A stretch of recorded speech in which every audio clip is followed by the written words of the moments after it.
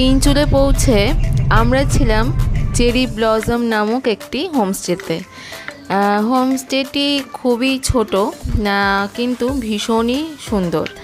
আর এটা হলো গোম্বাধারা ভিউ পয়েন্টের একদম সামনে অবস্থিত।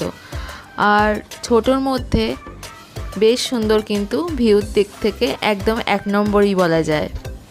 কিন্তু যদিও সেদিনকে একটু মেঘলা হওয়ায় আমরা কাঞ্চনজঙ্ঘা দেখা পাইনি তিনচুলে থেকে, তবুও বেশ ভালো লাগছিল।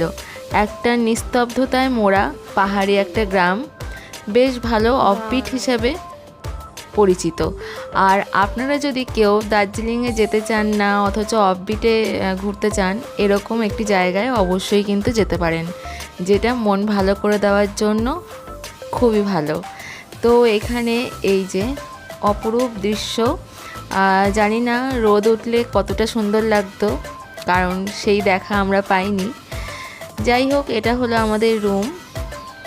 আর আমরা রুমে ঢুকে ফ্রেশ হতে না হতেই কিন্তু আন্টিজি আমাদের জন্য খাবার রেডি করেই রেখেছিলেন। তো চটপট লাঞ্চটাও আমরা সেরে নিয়েছিলাম সেদিন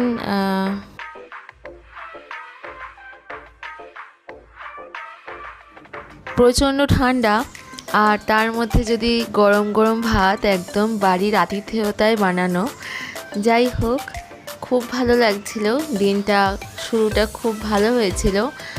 আর আমাদের লাঞ্চে ছিল ভাত, ডাল, পাঁপড় ভাজা, আলু ভাজা, ভেন্ডি ভাজা, তারপরে টমেটো দিয়ে, ধনেপাতা দিয়ে মুসুরির ডাল, আর ছিল ডিম কষা।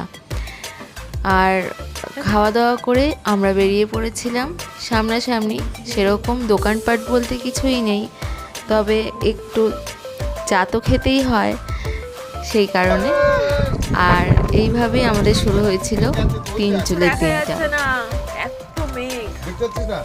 ওই এক লোক নড়তে দেখেছিস, ওই একদম শেষ মাথায় মন্দিরটার ওখানে, এই দেখ।